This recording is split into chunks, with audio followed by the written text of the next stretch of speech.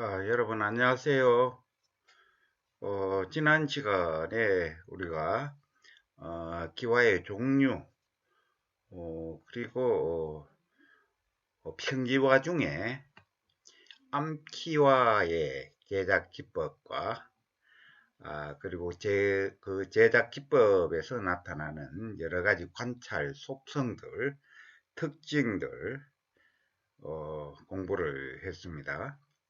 오늘은 그 두 가지 이제 평기와 중에 오늘은 이제 수키와의 이제 제작 기법과 그 제작 기법 속에 나타나는 관찰 속성들, 특징들을 우리가 공부하는 걸로 하겠습니다. 이 수키와는 크게 토수기와라는 거하고 그 다음에 이제 미구기와라는 게 있어요. 두 가지 종류가 있는데 크게 이 토수기와는 이 기와가 서로 이제 위아래가 이렇게 이제 겹쳐져야 되잖아요. 이 겹쳐지는 부분에 단이 없는 거, 단이 지지 않고 그냥 좁게 일직선으로 이렇게 그대로 연결이 되는 그런 것들.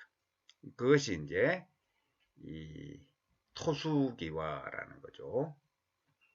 한쪽 부분에 이제 대부분 수키와는 한쪽 부분에 이제 단이 지워져 있는데 단이 지워져 있는 그 부분에 단이 지워지지 않은 반대쪽 부분에 기와가 이제 포개져서 올라가야 이제 빗물이 새지 않고 견고하게 이제 기와 등을 이렇게 이제 형성을 할 수 있다는 거죠.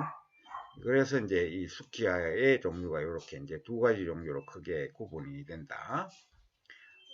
그 다음에 이 미구기와라는 것은 이제 유단식이라고도 이야기하고 거기에 단이 지는 그 부분 기와 끝에서 단이 지는 요 부분까지를 우리가 또 다른 말로 은강이라고 그래요. 은강인데 유단식이면 단이 있다는 것은 이제 은강이 있다는 이야기인데 유단식에 은강이 있는 거 요것을 이제 우리가 미구기와라고 이제 그런다. 근데 대부분의 경우에 우리가 유적에서 출토되는 기와들은 이 미구기와들이 거의 95% 이상으로 많아요. 그 토수기와에 비해 가지고 그래서 대체로 이 은강이 없는 즉 단이 없이 일직선으로 이어지는 그런 토수기와들이 대체로 고려 중기 이전에 이런 시기에 이제 제작된 기와들이 이제 그런 것들이 이제 많다는 거죠. 다시 말해서 이 유단식의 은강이 있는 미구의 발달, 이것이 이제 수키와의 발달과 밀접하게 상관관계 있다. 자, 그만큼 기와를 위아래 이렇게 쭉 연결을 시키면서 좀 더 그 홈 부분에 맞춤식으로 이렇게 딱딱 맞게 이렇게 견고하게 기와를 이제 올릴 수 있는 그런 장점이 있는 게 바로 이제 유단식의 미구기와다. 자, 그러니까 이건 좀 더 발전된 형식이다. 대략 고려시대 중기 이후에 이제 크게 유행했던 그런 수기와 형태다. 이렇게 이해를 하면 되겠습니다. 자, 그 다음에 이 미구기와는 이 미구 다시 말해서 이제 은강 단위지는 미구 은강 이 부분에 이제 이 미구의 길이와 형태, 그 다음에 이것이 안으로 살짝 굽느냐, 고추 서느냐, 이런 각도 차이, 이런 것들이 뭐에 의해서 형성이 되느냐, 그러면 여기에 이제 손에 잡고 이렇게 이제 은강, 단을 만드는 이 방법이 이제 소위 만드는 도구가 이것이 이제 소위 쪼돌이라고 그래요. 쪼돌이. 기와를 제작할 때 오래전부터 사용했던 우리 국산 용어예요. 쪼돌이인데 이 쪼돌이가 소위 이제 어떤 형태인가에 따라 가지고 이 유단식의 미구 부분이 소위 여기에 직각으로 일직선으로 이제 끝부분이 올라가느냐, 아니면 이와 같이 안으로 약간 경사지게 내경하느냐, 아니면은 미구 부분의 길이가 긴가 짧은가, 아니면은 유단의 언강의 턱이 높은가 낮은가. 자, 이것이 이제 다 결정이 된다는 거죠. 자, 그런 것들이 하나하나 우리가 관찰해야 될 속성이다. 왜? 이것이 시기에 따라 가지고 지역에 따라 가지고 또는 제작 장인에 따라 가지고 사용하는 이 쪼돌이의 형태가 다르기 때문에, 쪼돌이가 이제 다르기 때문에 이제 그렇다는 거죠. 그래서 이제 이런 미국 이하의 가장 특징이라고 할 수 있는 이 은강 부분의 형태, 구조는 바로 이제 쪼돌이의 형태에 따라서 달려있다, 좌우된다, 이렇게 이제 이해를 하면 되겠습니다. 자, 그래서 전체적으로 보면은 아까 토수기와는 고려중기 이전의 오랜 이런 시기의 기와 형태들에 많이 나타난다. 제작기법 중에 그 시기다. 왜? 은강을 만드는 그 자체가 발전된 기와 제작 방식이라는 거죠. 자, 그런 반면에 이 미구기와는 주로 이제 고려시대 중기 이후에 뚜렷한 턱을 지우고 있는 이런 은강이 형성되는 그런 기와로서 그 은강의 특징 형태는 바로 사용하는 쪼돌이 형태에서 이제 결정이 된다. 이렇게 이제 정리를 하면 되겠습니다. 자, 그런데 이 미구기와는 특히 조선 전기에서 후기로 넘어가면서 이 미구 부분에, 길이가 짧아지는 경향이 있다. 길이가 짧아지는 경향.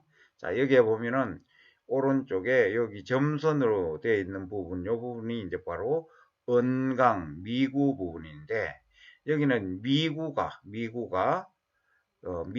길이가 상대적으로 좀 길어요.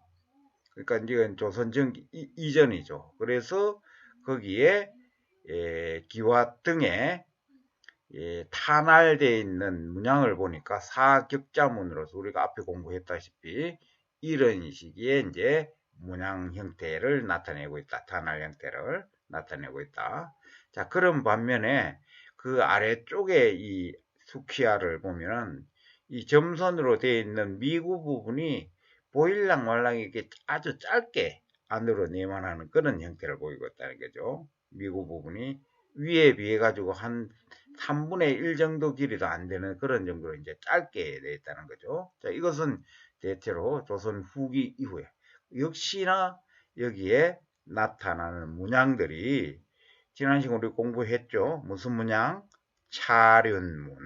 차륜문들이 이렇게 이제 있는 그런 문양 형태로서 전형적인 조선시대 후기의 이 기와 문양, 탄알 문양을 이제 보이고 있는 거죠. 그와 비례해서 소위 이 미구, 언강 부분의 길이도 이제 아주 짧아졌다. 이렇게 이제 이해를 하면 되겠습니다. 자, 그 다음에 우리가 여기서 수키화를 만드는 제작 공정, 다시 말해서 이제 과정이죠. 수키화를 만드는 제작 과정. 이 수키화를 만드는 제작 과정은 암키화를 만드는 제작 과정과 이제 대동소이예요. 자, 여기에서는 이 점토 소지를 이겨서 이 점토판을 만드는 그런 과정은 앞에 우리가 공부했던 암키화의 점토 소지 제작 방법하고 똑같다고 생각을 하면 돼요. 자, 그렇게 해서 이제 그 과정이 생략되어 있어요. 자, 먼저 여기에도 마찬가지로 이제 수키화를 만들려고 그러면은 수키화 와통이 있어야 돼요. 수키화 와통. 또는 이제 모골이라고 그러죠. 수키화 모골, 와통이라고 그러는데, 암키화하고 달리 암키화는 와통이 직경이 상당히 넓죠. 크죠. 직경이. 자, 그런 반면에 수키화는 직경이 좁아요. 직경이 작아. 그래서 이 와통 하나에서 대체로 수키와 2장이 이렇게 제작이 돼. 그런 반면에 암키아는 와통이 넓으면서 거기에서 넓적한 암키아가 대개 기본적으로 4장이 이렇게 이제 한꺼번에 만들어져요. 자, 그러니까 이제 와통의 직경이 거의 뭐 수키와보다도 3배 정도 더 넓은 그런 와통이 이제 사용이 된다는 거죠. 자, 그런데 이제 이 수키와는 보다시피 와통이 좁아요. 자, 그리고 와통이 좁으면서 이 와통 자체가 원목나무 그대로예요. 원목나무를 필요에 따라 윗부분을 이렇게 이제 비스듬하게 이제 깎아서 원통 나무를 이제 그대로 이제 사용하는 거죠. 자, 아랫부분은 여기에 이제 턱을 지을 수 있도록 받쳐줘야 되겠죠. 점토판이. 턱을 지어서 이렇게 이제 깎아서 이렇게 이제 만든다. 자, 그리고 이제 이 아래쪽에는 구멍을 뚫어서 이제 이 쇠막대 위에 올려서 이렇게 이제 회전을 시킬 수 있도록 이렇게 이제 만든 거죠. 그래서 이제 회전하면서 지난 시간에 봤던 우리 암키와에 이제 탄화를 한다든지 그런 방법으로 이제 제작을 한다는 거죠. 자, 그리고 또 하나는 이제 여기에 암키와 제작에서는 사용하지 않는 도구가 있어요. 바로 여기 아까 이야기했던 쪼돌이라고 하는 이런 기역자형으로 되어 있는 이 나무판 이거예요. 자, 이 나무판은 기본적으로 여기에는 이 은강 미구 부분을 만들고 조정하기 위해서 이 부분이 좀 요 부분만 전용으로 사용하기 위해서 여기 짧지만 이 처음 사용하는 그 쪼돌이는 소위 여기에 와통의 크기와 거의 같은 그런 크기다. 그러니까 한꺼번에 이 점토 소지를 수키와 와통에 붙인 상태에서 은강 미구 부분과 미구 부분을 만듦과 동시에 기와의 몸통 부분을 이와 같이 돌려서 쪼돌이를 돌려서 은강도 만들고 수키와의 몸통 부분도 이와 같이 매끈하게 이 쪼돌이를 가지고 이 면을 조정하는 손질하는 그런 형태로 한번 이렇게 쭉 눌러서 돌리고 나면은 은강 미구도 형성이 되고 그리고 수키와의 몸통도 이와 같이 매끈한 형태로 이제 정리가 돼서 제작이 된다는 거죠. 자, 그렇게 해서 이제 제작이 되는 과정이 바로 이제 여기까지죠. 그래서 요런 상태로 이제 제작이 됐는데 미구 부분이 이 하나의 큰 쪼돌이로 몸통하고 동시에 이렇게 돌렸을 때 미구 부분에 이제 이 턱이 뚜렷하게 형성이 되지 않거나 이 미구 부분이 이제 요철이 좀 심하게 이렇게 이제 잘 제작이 될 수 없거나 할 때는 다시 이와 같은 전용의 작은 쪼돌이를 가지고 미구 부분만을 다시 한 번 더 돌려서 마무리를 해서 선명하고 뚜렷한 그런 미구를 이제 형성시킨다. 이렇게 이제 이해를 하면 되겠습니다. 자, 그 다음에 이제 이 미구 부분을 이제 조돌이를 가지고 제작하는 그런 과정이 이제 바로 요거. 자, 미구를 제작을 하더라도 조돌이를 없이 그냥 손으로만 이렇게 조돌이를 사용하지 않고 손으로 이렇게 눌러서 여기에 이제 미구를 형성시키는 그런 제작 방법도 있어요. 실제로 출토되는 기와를 관찰을 하면은 손으로 눌러서 그러니까 이제 이것을 회전하면서 눌러서 돌리는 거죠. 그러면은 여기에는 뭐예요? 손가락 자국이 이렇게 턱을 지으면서 이렇게 이제 쭉 돌아간다는 거죠. 자, 그래서 이런 쪼돌이를 사용한 거와 물손질에 의해서 소위 이 언강, 미구를 형성시킨 그 두 개의 차이점은 이와 같이 여기에는 뚜렷한 각을 이루면서 여기에 나무판을 돌렸던 그런 매끈한 흔적이 나타나는 반면에 오른쪽에 손으로 은강, 미구를 형성한 그런 경우에는 기와의 몸통 어깨 부분하고 그 턱이 둥그스름해진다. 그리고 기와의 끝부분도 둥그스름해진다. 그리고 턱이 지는 앞부분이 손가락이 닿아가지고 손가락 형태로 움푹하게 둥그스름하게 이렇게 파야 된다. 그러니까 이제 이런 것들은 여러분들이 이제 우리가 이 신체 조건에서 이제 이 손가락을 가지고 있는 그런 특징 이런 것들을 머릿속에 떠올리면 이제 금방 이런 것들을 이제 관찰을 하면은 아 이것은 물 손질 손에 의해서 미구를 형성시킨 기와구나. 아니면은 이것은 조도리를 이용해서 미구를 형성시킨 숙기하구나. 이렇게 이제 금방 이해를 할 수 있게 된다는 거죠. 자, 그런데 이제 대체로 이거 두 개 중에 기와 발달 과정에서 어느 것이 먼저 나타날까요? 대체로 손으로 미구를 형성하는 이런 기법들이 이거에 비해 가지고 좀 더 먼저 나타난다. 또 반드시 그런 것만은 아니에요. 자, 이렇게 조도리를 이용하는 이런 기와가 손으로만 대강 이렇게 이제 만드는 거에 비해 가지고 좀 더 정성스럽게 만든 고급 기와에 이렇게 많이 나타난다는 거죠. 고급 기와에 그런 차이도 이제 있다. 그런데 제작 기법상으로 보면은 그런 어떤 이 도구를 사용하지 않은 이런 단계가 이제 좀 더 오래된 그런 기와 제작 기법이다. 이렇게 이제 설명을 할 수 있겠네요. 자, 이렇게 해서 이제 숙기화를 제작하는 그런 과정들을 이제 설명을 마치고, 그 다음에 우리가 이제 이 암수기화라고 하는 이 평기화에 이 나타나는 그 성형 과정과 관련해서 기와 내면은 와통에 접합됐던 부분이라 그랬죠. 그러니까 이제 오목한 부분이 되는 거죠. 근데 거기에 와통과 이 기와를 만들기 위한 점토 소지가 이게 달라붙지 않고 나중에 기와를 완전히 제작했을 때 쉽게 분리될 수 있도록 거기에 뭐를 씌운다? 포목을 씌운다. 포목. 천을 씌운다. 천. 포목을 씌우는데 이 포목, 천을 어떻게 씌우는가?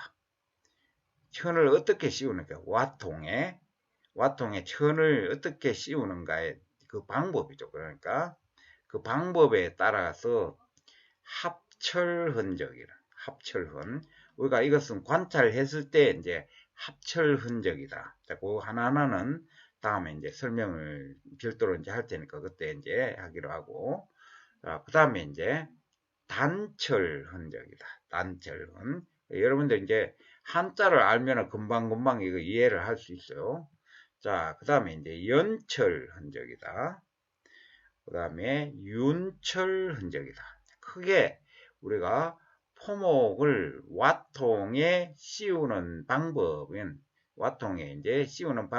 크게 이제 네 가지 종류의 씌우는 방법이 있다. 그러니까 이제 소위 어떤 측면에서 바느질한 흔적이라고 생각을 하면 돼요. 다 바느질은 아니지만 어쨌든 자 와통에 포목을 씌워 가지고 그러니까 이 하나의 이제 손수건 같은 넓적한 이렇게 천이라고 생각을 하면 되는 거죠. 그것을 와통에 한 바퀴 둘러 가지고 그것을 이제 고정을 해야만 이제 그 외부에 점토 소지를 붙여서 기와를 제작했을 때 이렇게 이제 내부에 이제 잘 고정이 된다는 거죠. 그러려면 이제 이것을 얽어 매야 된다. 끼워야 된다. 이제 바늘 같은 걸로. 자, 그래서 이제 그 중에 제일 먼저 우리가 이제 합철 흔적이라는 것, 합철 흔적. 합철 흔적이라는 것은 말 그대로 양 끝을 이렇게 둥글게 천을 돌려서 양 끝이 맞닿는 부분에 소위 바느질해서 이제 합쳐지는 부분, 합치는 것. 이게 이제 합철 흔적이라는 거죠. 자, 포목을 원통 모양의 이제 와통이 전부 원통이죠. 그죠? 원통에 와통에 감싸서 그 끝이 합쳐지는 부분을 꿰매어서 생기는 바느질 흔적이죠. 꿰매서 흔적, 바느질 흔적. 자, 이것은 주로 이제 수키화에서 주로 나타난다. 합철 흔적은 주로 수키화에서 주로 나타난다. 왜? 수키화는 대개 앞에 설명했다시피 이 은강 미구 그 부분이 상대적으로 그 반대편 부분보다 좀 좁게 돼 있는 경우가 많고 특히 또 토수기와인 경우에 더 그게 심하다는 거죠. 왜? 미구 부분이 좁아야만 토수기와의 경우 좁아야만 거기에 반대편에 소위 수키와의 넓은 부분이 그쪽에 또다시 이렇게 포개져서 기와등을 이렇게 쭉 형성해 가지고 이렇게 비가 새지 않도록 이렇게 만들어질 수 있다는 거죠. 밑에 그러니까 이 넓은 쪽에 들어가는 부분이 상대적으로 직경이 좀 좁아야만 이렇게 이제 잘 연결이 돼서 포개진다 이렇게 이제 해서 이해를 하면 되겠네요. 자, 그래서 이 나중에 그림이 나와요. 일단 설명을 먼저 하고 나중에 실제로 이제 나타나는 흔적을 유물을 가지고 이제 확인을 하는 걸로 그렇게 하겠습니다. 자, 그래서 이제 이 토수기와 같은 경우에는 긴 삼각형 형태로 나타난다. 뭐가?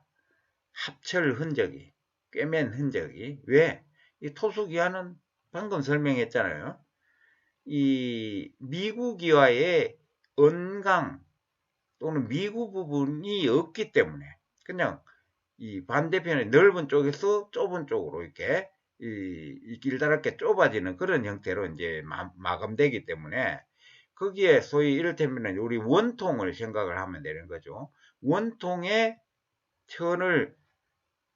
직사각형의 천을 씌웠을 때 아랫부분은 직경이 넓으니까 이게 이제 한 바퀴 돌리면 천이 완전히 거의 맞게 한번 돌아가는데 윗부분은 상당 부분 남게 되겠죠. 그것이 남는데 이 원통 형태의 수키화가 되니까 윗부분은 얽어맸던 부분, 가장자리 부분이 이제 위는 이만큼의 이렇게 남는 부분이 있고 아래쪽은 직선으로 거의 이음매분이 이제 맞아지니까 이게 긴 삼각형 형태로 이제 나타난다는 거죠. 자, 그 다음에 경우에 따라 가지고 이게 더 아래쪽에 넓은 부분까지 여유가 있는 형태의 천으로 돌려가지고 거기에 닿는 부분에 팽팽하게 기웠을 때, 얽어맸을 때 이것은 이제 긴 사다리 꼴 형태로 나타나겠죠. 아래쪽은 좁고 위쪽은 넓게 되는 그런 형태가 되는 거죠. 자, 그 다음에 미구기와 같은 경우에는 거의 대부분이 기와의 언강 미구 부분 쪽하고 기와의 아래쪽 끝부분 하단부하고 이 너비가 거의 일찍 같아요. 그러니까 이제 원통 같다는 거죠. 자, 그러니까 여기에 천을 씌워 가지고 한 바퀴 돌려서 얽어맸을 때 또는 바느질을 했을 때 그 나타나는 흔적이 세로로 긴 장방형 형태로 이제 나타난다는 거죠. 세로로 긴 장방형 형태. 자, 여기 장방형이라는 것은 이 천을 와통에 한 바퀴 이렇게 돌렸을 때 약간 이렇게 돌렸을 때 끝단 부분하고 이렇게 포개지는 여유 부분이 있잖아요. 그래? 그러니까 아래쪽에 시작되는 부분하고 여유 있는 이 부분까지를 바느질로 이렇게 이제 얽어매고 되면은 끝단 부분에 이렇게 나머지 이 여유 부분이 이렇게 장방형 형태로 이제 나타난다는 거고 토수기와는 그것이 역삼각형으로 나타난다는 것이고 미국이와는 종장방형으로 나타나고 자 바로 이제 그런 거를 이야기하는 거예요. 그러니까 이제 헷갈리면 안 된다는 거죠. 자, 그 다음에 우리가 이제 단철 흔적, 단철흔. 단철은 말 그대로 이제 끝단자예요. 끝단자. 끝단자. 자, 와통에 씌우기 위한 토목에 올이 풀리는 것을 막기 위해 가지고 그 가장자리 부분, 양쪽 끝 가장자리 부분을 이 바느질로 이렇게 이제 얽어매는 거예요. 얽어매. 우리도 이제 옷까지 이런 것도 여기 바느질 끝부분에 이렇게 헤어지지 말라고 이렇게 올 풀리는 걸 막기 위해 가지고 이렇게 바느질하는 흔적 있죠. 그죠? 자, 그거를 이야기하는 거예요. 그것은 이제 단철 흔적이다. 자, 단철흔, 합철흔 이것을 왜 포목을 감싸는데 뭐 이렇게 감싸고 저렇게 감싸고 다 마찬가지지 뭘 이걸 하느냐. 왜 그래요? 시대에 따라 가지고 지역에 따라 가지고 제작 장인에 따라 가지고 방법이 다르기 때문에 그렇다는 거죠. 자, 심지어 이 포목의 올해 크기, 올해 숫자 이런 것도 나중에 세밀하게 분석을 해가지고 그런 것들은 이제 그 차이점과 공통점을 통해 가지고 기와 제작지 이런 것들도 이제 우리가 확인을 할 수 있는 그런 연구도 이루어지고 있다는 거죠. 자, 그래서 어쨌든 단철흔은 포목의 끝부분이 헤어지지 않도록 올이 풀리는 것을 막기 위해서 이제 바느질해서 꿰맨 흔적이다. 자, 이런 경우는 어떻게 하고요? 끝부분에. 그러니까 이것은 옆으로 돌린 옆으로 돌린 그 끝부분을 또 이제 이렇게 이제 단태를 하는 경우가 있지만 그것은 흔적으로 잘 안 나타나요. 여기서 이야기하는 거 어디예요? 기와 와통이 있으면은 아래쪽 하단부에 주로 이제 이렇게 나타난다는 거죠. 아래쪽 하단부에 와통 여기. 자, 그래서 이제 그 하단부 쪽에 한 줄에 이렇게 얽어맸던 줄 흔적이 이렇게 나타나요. 이제 그것이 이제 단철 흔적이다. 나중에 이제 그림에 나오니까 그걸로 이제 다시 공부를 하고. 자, 그 다음에 이제 이 단철 흔적은 하단부를 이 와통에서 포목을 씌워서 거기에 점토 소지를 붙여서 기와를 제작하고 난 다음에 그 제작한 기와의 내면을 끝부분을 왜 끝부분이 지면하고 이렇게 이제 닿아가지고 매끈하게 이렇게 이제 제작이 잘 안 이루어지기 때문에 그것을 이제 와통에서 분리해내서 빼내서 그 아래쪽 부분을 다시 조정을 해요. 그러니까 덕지덕지 붙어 있는 점토를 깎아낸다든지 물 손질을 한다든지 이런 과정이 이루어져요. 그러면 그런 하단부에 2차 조정이 이루어지는 경우에 거기에 원래 와통에 씌워서 나타나는 그 포목의 이 꿰맨 흔적, 단철 흔적 이런 것들이 깎여 나가거나 물 손질에 의해 가지고 지워져서 확인이 잘 안 돼요. 확인이 잘 안 돼. 그러니까 대체로 늦은 시기의 기와일수록 그 아래쪽 하단 부분 내면을 이렇게 조정하는 그런 기법이 많이 적용이 되기 때문에 이런 단철 흔적이 나타나는 그런 평기와들은 암수기와들은 거의 대부분 통일신라 시대 이전의 기와에서 많이 나타납니다. 왜? 통일신라 이전의 기와 제작 시에는 하단부를 와통에서 빼내고 난 다음에 조정을 하지 않고 거의 그대로 기와로 소성하고 제작하기 때문에 마무리하기 때문에 그렇다는 거죠. 자, 그 다음에 이제 연철 흔적, 연철. 연철은 말 그대로 이제 이은다는 얘기예요. 이은다. 이은다. 자, 우리 뭐 흔히 어머니들이 이제 바느질 하면은 천이 모자라면 다른 천을 가지고 잘라가지고 거기에 이제 이어 붙여서 쭉 연결을 시키죠. 자, 이렇게 해서 이제 천을 여러 장 서로 연결시켜가지고 이때에서 꿰맨 그런 연철 흔적. 자, 이런 것들이 나타난다. 이런 것들이.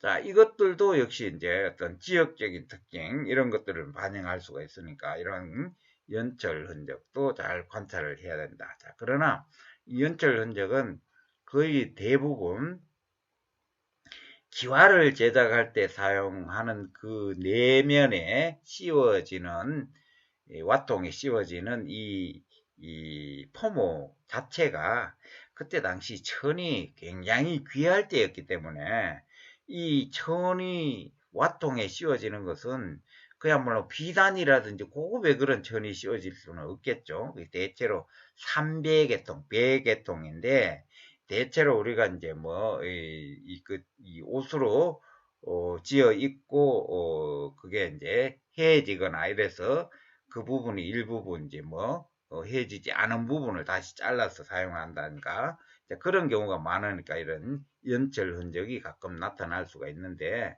자, 이렇게 연철 흔적이 나타나는 경우에 좀 드물어요. 드물어요. 그러니까 옆으로 길게 서로 이제 이어 붙인다. 여러 장의 포목을, 흥겁 조각을 여러 개 이어 붙여서 와통의 포목으로 감았을 때 거기에 이제 이어붙인 흔적이 나타나는 것. 이것을 연철 흔적이다. 그런다. 자, 그 다음에 이제 윤철 흔적. 여기 윤철이죠. 자, 윤철은 소위 말해 바퀴륜이에요. 바퀴. 한 바퀴 돌린다는 얘기야. 뭘로? 끈의 노건 같은 걸로, 실이나 노건 같은 걸로 한 바퀴 돌린다는 거예요. 뭐래? 원통에 천을 씌워서 천을 와통에 고정하기 위해 가지고, 포목을 와통에 고정하기 위해서 뭐 위에 아랫부분 이렇게 해서 이제 한 바퀴 끈을 돌려서 이제 그 맨다는 거죠. 이제 윗부분에 하나, 아랫부분에 하나 이렇게 끈을 이제 수평으로 돌려서 짬매에서 이제 동여매면은 이제 길게 옆으로 높은 흔적이 이제 위에 한 줄, 아래쪽에 한 줄 이렇게 이제 나타나는 그런 양상을 보인다는 거죠. 그래서 대개 이런 경우에는 이제 암키와 수키와가 거의 대부분에 나타나는데, 수키와는 직경이 좁으니까 막 이렇게 이제 윤철 흔적으로 이제 얽으면은 이런 것들이 그다지 많이 안 나타나는데, 특히 암기와는 와통이 직경이 넓기 때문에 이것은 이제 위아래 이렇게 이제 묶어가지고 교정을 좀 해줘야 된다는 거죠. 그래서 암기와에 많이 나타난다. 그래서 암기와의 윗부분 상단 그리고 하단 거기에서 한 10cm 정도 내려온 그 암기와의 내면에, 이게 전부 내면에 나오는 거예요. 여기에 포목 흔적은 전부 내면이에요. 그죠? 왜? 와통에 씌워지니까 그것이 이제 기와의 내면이 이제 되는 거죠. 그리고 그것이 이제 기와 골이 되는 거고, 그죠? 그래서 한 10cm 정도, 들어와가지고 끝에서 거기에 이제 녹건 형태의 길다란 횡방에 녹건을 묶었던 흔적이 이제 나타난다. 그것이 윤철 흔적이다. 자, 그 다음에 이것은 이제 포목을 와통에 고정시킬 때 실이나 녹근으로 동여매어 생긴 흔적으로 이제 10cm 안부분에 이제 그렇게 이제 나타난다고 그랬죠. 그 다음에 이제 자, 이것은 또 한 측면에서는 이제 포목에 올이 풀리지 않도록 막거나 아니면 그보다는 이제 와통에 고정하기 위한 그런 과정에서 생긴 거라고 이제 볼 수 있습니다. 올 풀림을 방지하는 것은 앞에 왔던 단철 흔적 같죠, 그죠?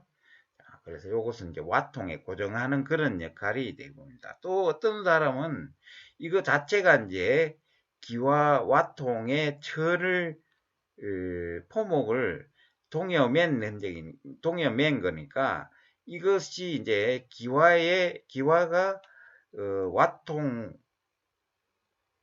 이제 소위 이 포목에 이제 점토 소지가 붙었을 때 그것을 분리해낼 때 이 소위 녹건이 이렇게 둘러졌던 그 부분이 있음으로 해가지고 쉽게 잘 분리된다. 뭐 이렇게 이런 역할을 하기 위해 가지고 이제 그게 소위 이 녹건을 한번 감는다 위아래 이렇게 이제 이야기하는 사람도 있는데, 제일 중요한 목적은 이제 와통이 고정시키기 위한 목적이다. 이렇게 이제 알아두는 게 이제 좋겠어요. 자, 그 다음에 이제 이런 윤철 흔적은 고려정기 이전에는 거의 나타나지 않아요. 고려정기 이전에는 대부분 고려정기 이후에 이제 나타나는데, 대체로 처음에는 위아래 끝단에서 이제 폭이 넓은 안으로 이제 10cm 정도 이렇게 많이 들어온 그런 형태로 이제 녹건 흔적이 이제 나타나다가 조선시대 이후로 이제 내려오면은 시기가 내려올수록 이제 폭이 10cm보다 더 좁은 그런 형태로 이제 양 끝단 쪽으로 이제 동염해지는 그런 형태로 이제 변화한다. 이렇게 이해를 하면 되겠습니다. 자, 지금 이제 여기까지 설명한 이 소위 기와, 암기와 숙기와의 내면에 나타나는 포목 흔적 중에 소위 이 포목의 결합 흔적이라고 이제 이야기할 수 있겠죠.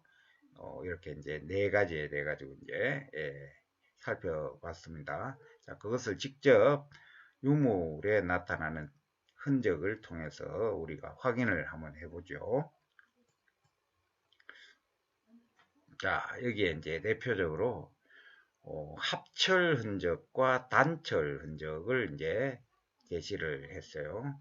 여기에 이제 왼쪽의 기와와 이 중간 부분에 이제 도명과 이게 포목, 요것이 이제 전부 소위 합철 흔적에 해당되는 거고, 그 다음에 오른쪽에 이제 이 소위 암기와의 점선으로 되어 있는 끝부분에 나타나는 그 흔적이 이제 바로 단철 흔적이 이제 되는 거죠. 자, 여기에서 이제 왼쪽 그림을 보면 이게 여주의 고달사지, 고려시대기가죠. 고달사지에 나온 숙시와의 이제 내면의 관찰을 통해 가지고 나타나는 포목 흔적, 그러니까 와통의 포목을 어떻게 결합을 시켰는가, 그것을 이제 살펴볼 수 있는 아주 양호한 자료가 되겠죠. 자, 이 기와는 윗부분에 말 그대로 이게 이제 통일신라 시대 고려에 해당되는 그런 이제 사지죠. 고달 사지는. 자, 여기에 보면은 윗부분에 이 소위 이 미구 또는 은강이라고 하는 턱이 없죠. 턱이 없죠, 여기에. 그대로 일직선으로 쭉, 여기는 하단부는 넓고 상단부는 좁다. 그러니까 일직선으로 좁아지면서 일직선이 이어진다. 이런 형태의 기와를 어떤 기와? 토수기와라 그런다. 토수기와. 토수기와. 자, 그것은 반면에 여기에 은강이 이렇게 단이 지어서 형성이 되어 있는 것은 미구기와라 그런다. 이제.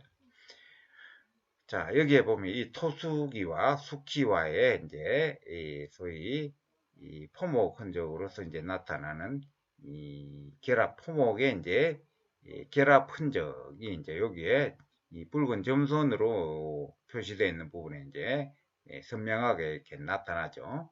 자, 여기에 보면은 요 부분에 이제 여기에 이 바늘로 이렇게 실로 이렇게 이제 얽어맸던 그 흔적이 이렇게 쭉 일직선으로 이렇게 쭉 나타나요.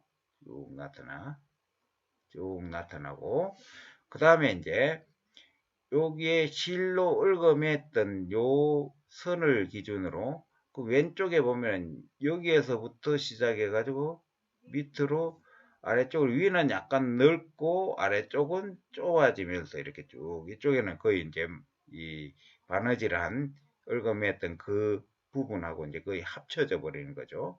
그래서 이제 이 포목을 소위 이 와통에, 이 숙기화를 제작하기 위해서 와통에 씌울 때 거의 여기가 제일 넓은 직정이니까, 그지? 하단부에 와통의 제일 넓은 직정이니까 제일 넓은 직정에 와통을 한 바퀴 감쌀 정도로 이제 재단을 해가지고 딱 맞게 이제 자르는 거죠.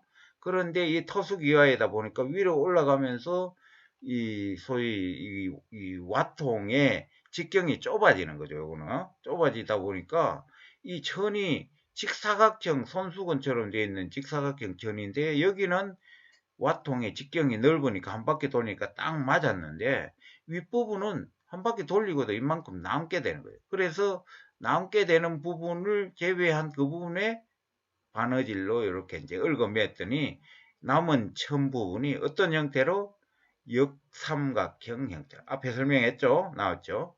역삼각형 형태로 이제 나타나게 되는 거다. 그죠? 실제로는 이 포목천이 위아래 부분의 길이가 이제 똑같다는 얘기죠. 기와의, 토수기와의 소위 하단부가 상단부에 비해 가지고 상대적으로 넓고 상단부로 오면서 점점 좁아지기 때문에 이제 이런 현상이 나타난다는 거죠. 자, 어쨌든 이런 특징으로 나타난 거. 고려 중기 이전에 주로 이제 나타난다. 앞에 설명을 했죠. 자, 그 다음에 이제 실제로 이제 우리가 요걸 이제 복원을 해보면은 요런 이제 소위 토수기와 요거 고달사지에 나온 요것을 이제 모델로 해가지고 이제 복원을 한 건데 요 내부에 이제 요와 똑같은 형태의 뭐예요? 와통이 이제 만들어진 거죠. 나무 와통에 원통형의 나무 와통에 이 와통에 이렇게 이제 천을 그에 맞게 잘라서 한 바퀴 돌리면은 아랫부분은 와통에 거의 딱 맞게 이렇게 이제 이어지는 데 비해 가지고 윗부분은 어때요? 이와 같이 역삼각형으로 이제 얽어맸을 때 이렇게 나타난다. 그죠? 이런 형태로. 자, 그 다음에 여기도 이제 뭐죠? 이런 흔적도 이제 있는 거죠. 예. 자, 이런 경우에는 이 반대로 이렇게 이제 오히려 이 아래쪽이 더 넓게 이제 이 길이가 더 길어가지고 오히려 여기에 이제 얽어맸을 때 이만큼 이렇게 이제 반대로 나타나는 거. 그 다음에 이제 요것을 감안을 해가지고 일정 정도 위는 좀 너비가 좁고 아래쪽은 그에 상대적으로 이제 원통에 맞게 길게 해가지고 여기에 얽어맸더니 여기와 같이 세장광형 형태로 이제 나타난다. 이런 여러 가지 특징들이 이제 나타나는데 이와 같이 합철 흔적이 나타나는 것은 요런 형태, 요런 형태, 요런 형태 다양하게 나타나지만 합철 흔적 자체가 비교적 고려 중기 이전에 이런 시기에 이제 기와 제작 기법 중에 포복을 얽으면은 그런 기법으로서 이제 나타난다. 이렇게 이해를 하면 되겠습니다. 자, 그 다음에 이 소위 이제 이 조선시대 그리고 이제 근대에 이르러서 기와를 이제 대량으로 생산하고 이렇게 할 때는 이와 같이 이 와통에 한번 이 기와를 제작할 때마다 이렇게 씌우고 하니까 너무 번거롭잖아요. 그리고 얽어매고 하니까 너무 번거롭죠. 그러니까 이제 이건 어때요? 아예 이 소위 포통이라고 여기에서 이제 포요. 포가 천이라는 거지. 천이 통 모양으로 이렇게 이제 소위 와통 형태로 아예 이대로 만들어져 가지고 거기에 갖다 씌워버려서 아래쪽으로 팽팽하게 늘어뜨리면은 그대로 이렇게 이제 소위 이제 이 와통에 포목이 씌워질 수 있는 그런 구조로 만들어져 있다. 그리고 그 위에 이렇게 손잡이까지 이제 얽어매 가지고 와통에 씌워서 기와를 다 제작하고 난 다음에 와통에서 기와를 이제 분리해내서 포목을 이제 제거를 할 때도 이 손잡이에 이 손가락을 걸어가지고 쭉 이렇게 당겨 올리면 그대로 이제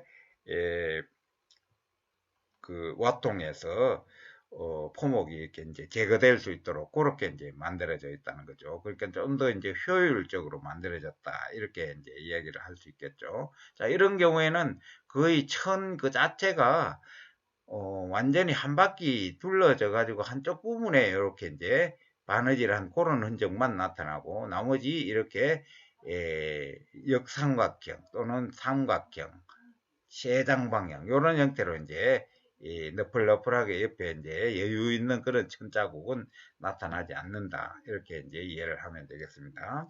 자, 아까 이제 단철 흔적을 설명했죠. 자, 단철 흔적은 기와에 주로 암기와의 하단부에 이제 천이 이 천의 올이 해지지 않도록 여기 이제 얽어맸던 그런 흔적인데 여기 탁본 속에 여기 보면 탁본이 이렇게 하얗게 이제 안 돼 있는 요 부분이 얽어매서 이제 바느질이 됐던 그런 부분에 요 부분들이 끝부분에 하얗게 돼 있는 부분.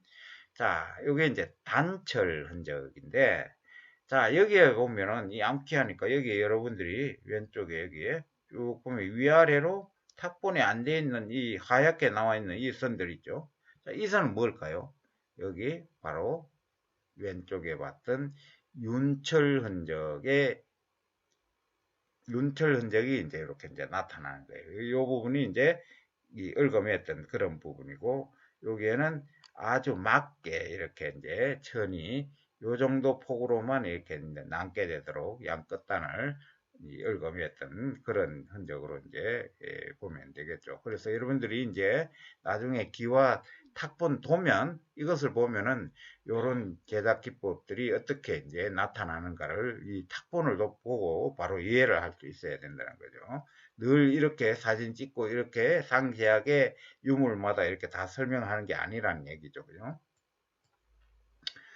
자, 그 다음에 이제 앞에 설명했던 합철 흔적과 단철 흔적은 설명을 했으니까, 이제 앞에 설명했던 이제 윤철 흔적, 바로 이런 흔적이에요.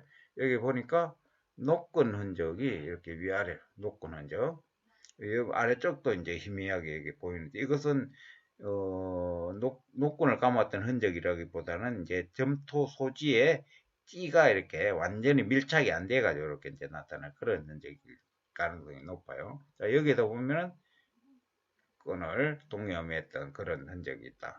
여기에다 보니까 확실히 새끼 꼬듯이 끈이 이렇게 이제 돌아가죠. 자, 이것을 이제 소위 포목을 와통에 씌우고 위아래쪽에 노끈 한 번 돌려서 동여매고 아래쪽에도 동여매고, 그것이 대체로 한 10cm 정도, 여기 좀 깨졌습니다만은 10cm 정도 하단의 양쪽 끝단에서 이렇게 이제 노끈 흔적이 이제 나타난다. 자, 이것을 우리가 이제 윤철 흔적이다. 윤철 흔적. 윤철 흔적. 이것도 이런 기법은 이제 아주 이런 시기에 기와에는 이제 잘 안 나타난다는 거죠. 대체로 이 조선시대 기와에 이제 주로 많이 나타나는 그런 특징이라고 이제 할 수 있습니다. 자, 그 다음에 평기와의 소위 이제 특징, 속성을 관찰하는 거의 마지막인 것 같은데요. 조금만 더 여러분들 주의 기울여서 듣기 바랍니다. 이제 하단부, 우리가 제일 첫 시간에 기와의 명칭을 이야기했죠. 평기와. 그러니까 이제 아랫부분, 하단, 그 다음에 윗부분, 끝, 상단, 이렇게 이제 되는데, 대체로 이제 기와가, 암기와 같은 경우에 와통이 원통상이지만 아래쪽이 넓고 위쪽이 좀 좁죠. 그러니까 넓은 쪽이 하단, 좁은 쪽이 약간 좁은 쪽이 상단, 이렇게 되는데, 대체로 넓은 쪽 부분이 이렇게 이제 내면에 약간 설명을 했어요. 내면에 2차로 이제 가공을 해요. 2차로 가공. 2차로 가공을 하는데, 그것을 우리가 이제 조정한다 또는 기와 내면을 정리한다, 이렇게 이야기를 하죠. 자, 이것은 왜 그렇게 한다고 그랬어요? 자, 이 부분은 기와 와통과 지면과, 그러니까 회전판과 와통, 회전판 또는 지면과 이 와통, 이 닿는 그 부분, 거기에 점토 소지가 돌려지게 되면은 그 아래쪽 부분은 여러 가지 특기 이물질이 많이 달라붙기도 하고, 또 점토 소지가 다른 부분의 다른 부분보다도 이게 매끈하게 정리가 안 되고 점토가 뜯기 붙어 있는 그런 경우가 이제 많아요. 그런 경우에 이와 같이 내면을 이렇게 여러 가지 방법으로 이렇게 이제 조정을 해요. 조정을 하는데, 자, 여기 보면 이제 깎기라고 있어요. 깎기 말 그대로 깎는다는 거예요. 뭘 가지고? 와도를 가지고. 그 귀화를 만들 때 사용하는 칼, 그것을 가지고 이제 깎아낸다는 얘기. 깎아낸다. 뭐를? 점토가 덕지덕지 붙어 있는 그런 것들을 이제 깎아낸다는 얘기. 점토가 붙어 있거나 아니면은 또 특별히 뭔가의 기능을 위해 가지고, 이 부분이 뭔가의 기능이 있어요. 나중에 이제 설명을 하겠지만, 그렇게 해서 이제 깎아낸다. 그것이 이제 깎기 조정이다. 이제 깎아내니까 이 부분은 어떻게 했어요? 다른 기와 몸통 부분의 두께가 어떻게 했어요? 대체로 약간 이렇게 해서 각을 지으면서 얇아진다는 거예요. 여기가 깎아낸 부분이 얇죠. 얇아지게 된다. 자, 요건 게 이제 깎기 조정이고, 그 다음에 이제 오른쪽에 여기 보면은 이제 물손질이라고 있어요. 물손질. 자, 여기 물손질. 기와 하단 내면이 아주 이제 매끈하게 완만한 동스름한 완만한 곡선을 이루면서 두께가 하단부로 갈수록 이제 얇아진다. 자, 이것은 뭐예요? 깎기를 한 게 아니고 물손질이라는 것은 손에 점토가 달라붙지 않도록 손에 물을 적셔 가지고 그 부분을 이렇게 이제 문지른다는 얘기예요. 문지른다. 그 부분을 문지르게 되면은 옆으로 문지르면은 횡으로 문지른 흔적. 그러니까 횡 방향의 물손질. 그 다음에 세로로 문지른 경우에 이제 세로 방향의 종방향의 물손질이 있는데, 자, 이런 경우에 거의 대부분 깎기도 그렇고 물손질도 그렇고 이제 횡 방향으로 이제 물손질 깎기를 하는 경우가 대부분이라는 거죠. 자, 그래서 이제 여기 이게 어느 방향으로 깎았느냐? 횡 방향이라고 하더라도 약간 경사지게 깎았느냐?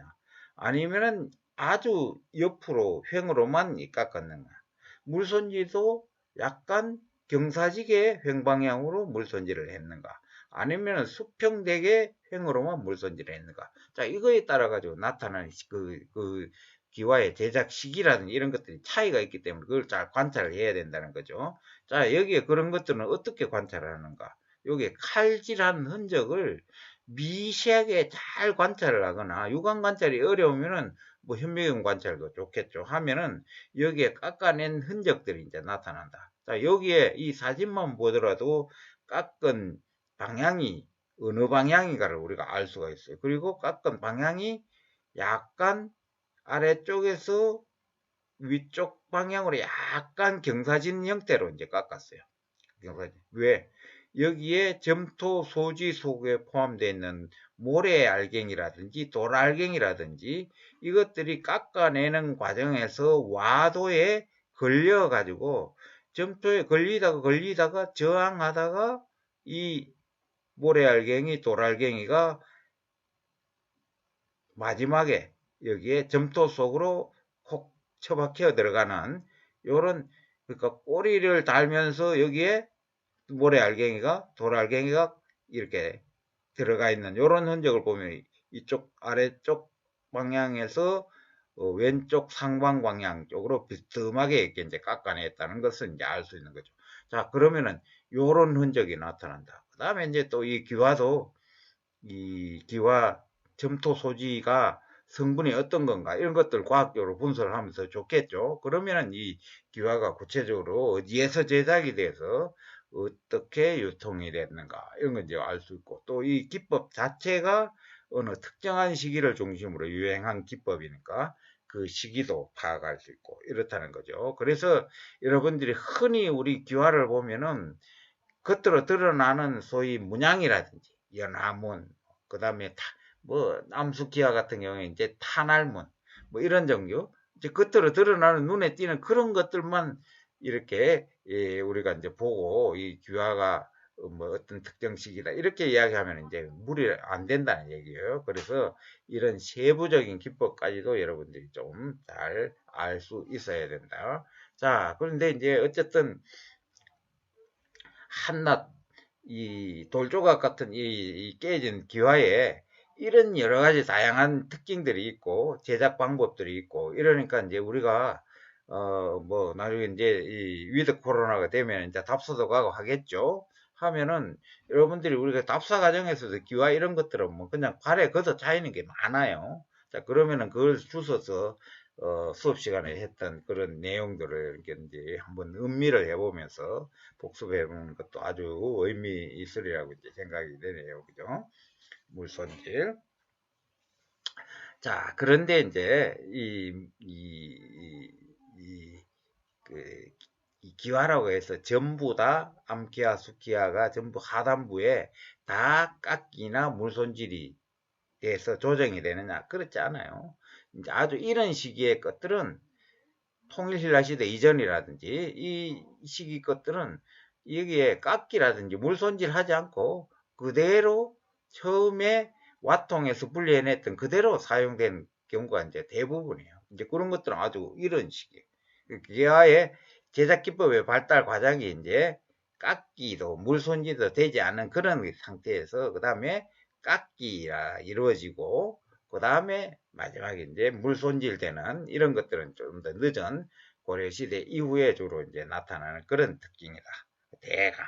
자, 이것도 뭐 아주 세부적으로 관찰하면 더 세밀하게 연대를 알 수 있겠죠. 그러나 이제 여러분들은 지금 막 기와를 접하는 그런 단계, 입문하는 단계니까 대략적으로 이제 그런 특징에 따라 가지고 시기 구분을 한다. 이런 정도면 여러분들이 이제 이해를 하면 되겠네요.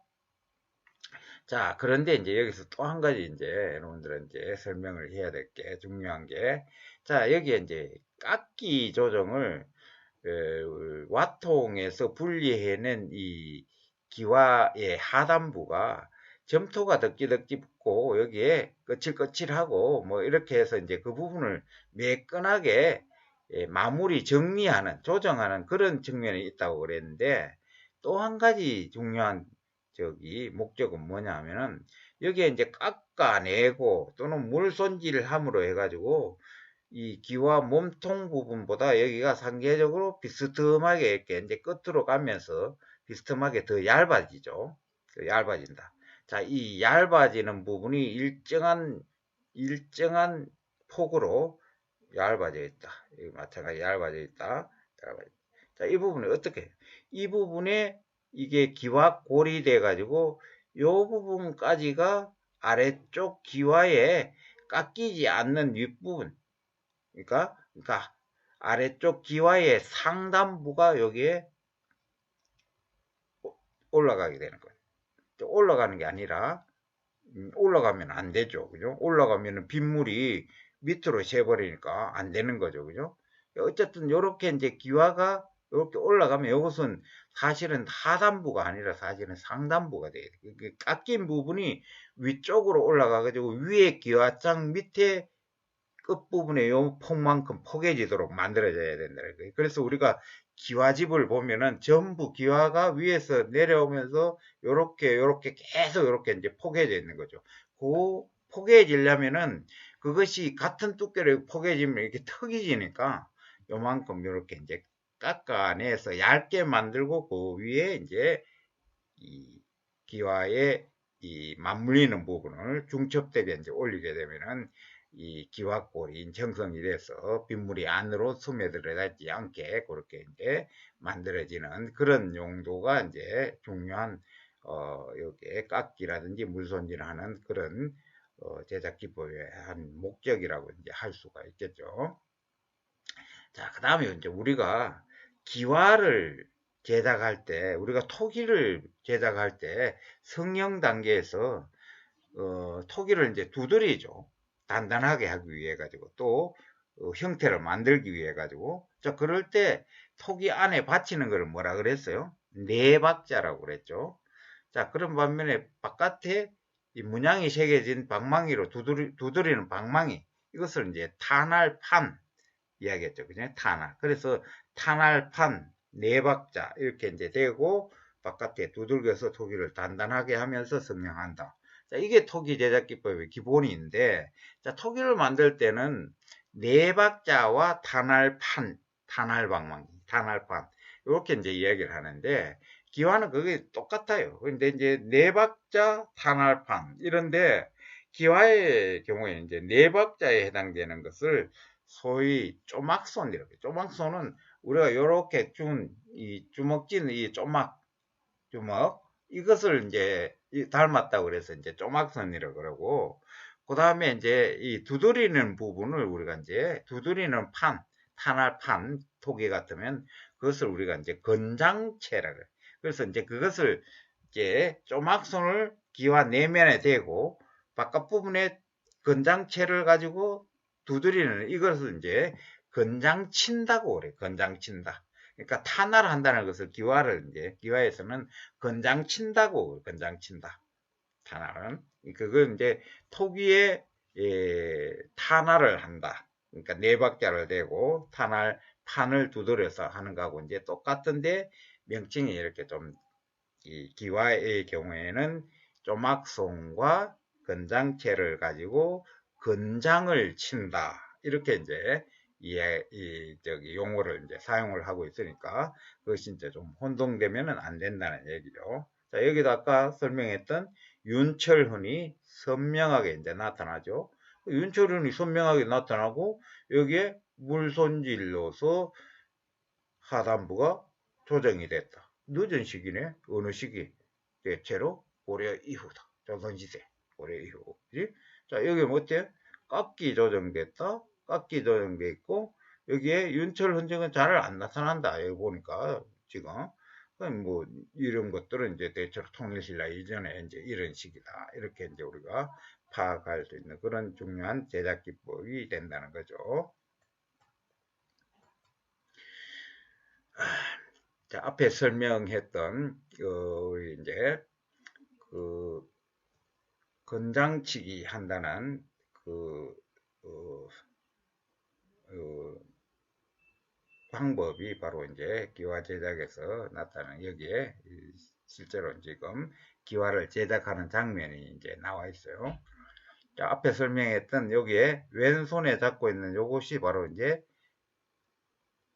쪼막손이라. 다시 말해가지고 토기를 만들 때는 요게 이제 네 박자가 되는 거죠.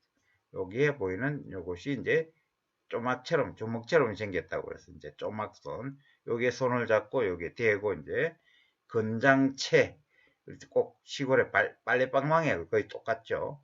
빨래방망이하고 거의 똑같다. 이것도 그냥 넓적한 그냥 방망이도 있고 빨래방망이처럼 된 것도 있는데 이제 이것이 건장채다. 그래서 건장채를 조막손을 내면에 대고 건장채를 가지고 이제 두드린다. 이렇게 이것은 토기를 1차로 와통해서 제작하고 난 다음에 일정 정도 건조되는 상태에서 2차로 이제 가공을 하는 거예요. 2차로 가공을 하는데 앞에 설명했다시피 앞에 소위 이제 깎기 조정과 그 다음에 물손질 조정에 의해서 하단부가 이제 얇게 제작이 됐잖아요. 얇게 만들어졌잖아요. 자, 여기는 하단부를 얇게 만들기 위한 방법으로 조막손과 건장채를 가지고 하단부를 두들겨서 이와 같이 하단부가 얇게 이렇게 만들어진다.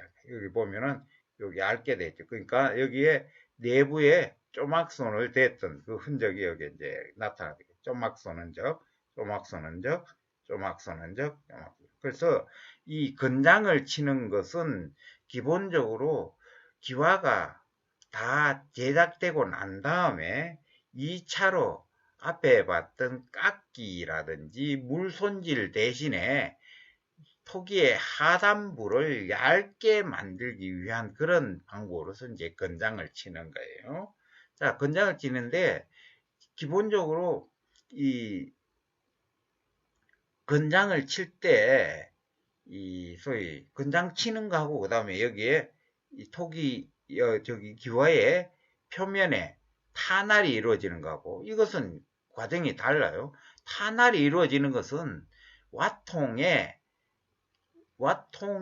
점토 소지를 붙여가지고 일정 정도 건조된 상태에서 그대로 두드리는 거예요. 그러면은 와통 자체가 조막손, 이 네 박자 조막손 형태를, 조막손 역할을 하니까 이렇게 두드려도 이게 이제 이 기와가 뭉그러지거나 이렇지 않는다. 그죠? 단단하게 와통이 이제 거기에 받치고 있으니까.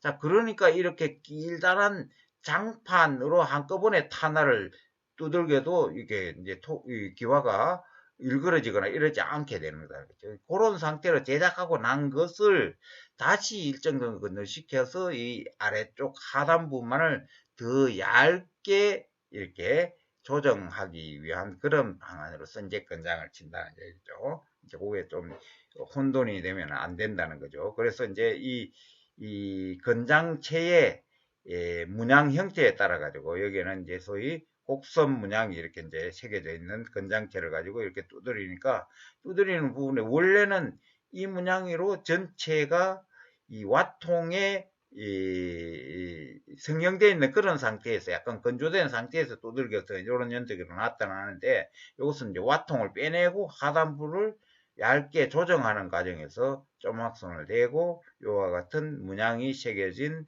건장체를 가지고 두들기니까 여기에 울퉁불퉁하게 이렇게 이제 나타나면서 내부도 조막선이 울퉁불퉁하면서 얇게 이렇게 마무리되는 조정되는 그런 형태로 이제 나타난다는 거죠.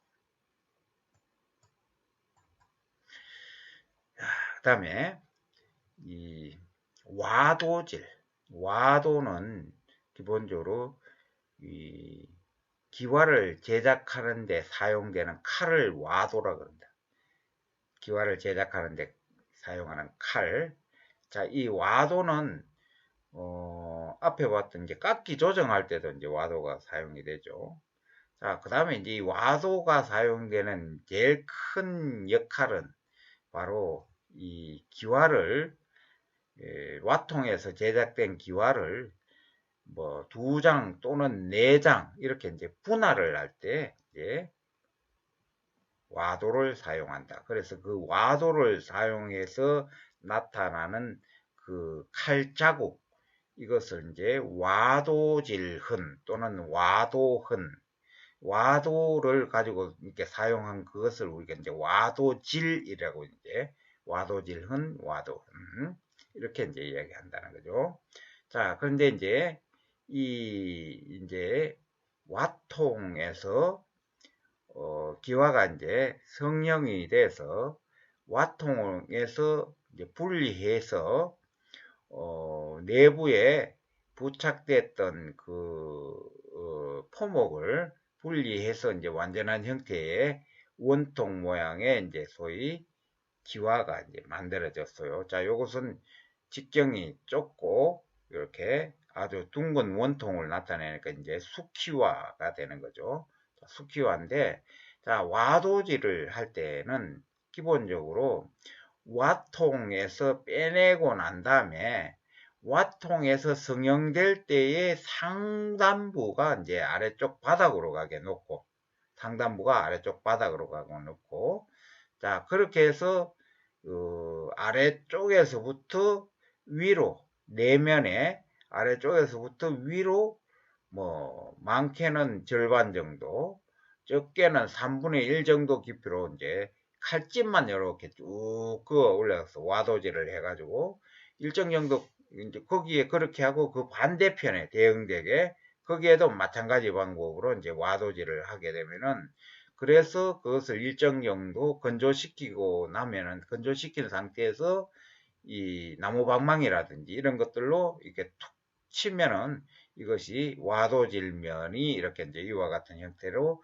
깨져서 2장, 4장의 이제 기와가 완성이 된다는 거죠. 그런 상태에서 이제 기와 가마에 집어넣어서 이제 굽게 되면은 기와가 완전히 제작이 완성이 된다는 거죠.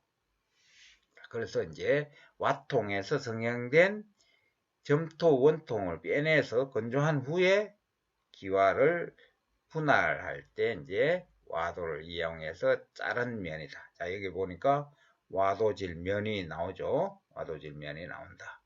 와도질 면이 이렇게 나온다. 여기. 그 다음에 그 바깥 부분은 깨진 면이니까 파면이 되는 거지. 지난주에 우리 공부했죠. 파면이 되니까 이 파면은 이 건조된 상태에서 여기에 충격을 가하게 되면은 그대로 이제 깨어져서 우리가 원하고자 하는 기화를 이제 분할해낼 수 있다는 거죠. 자, 여기는 잘 안 보이지만 여기도 이와 같이 요 선을 따라 가지고 이렇게 와도질면이 나타난다. 여기도 이렇게 나타난다.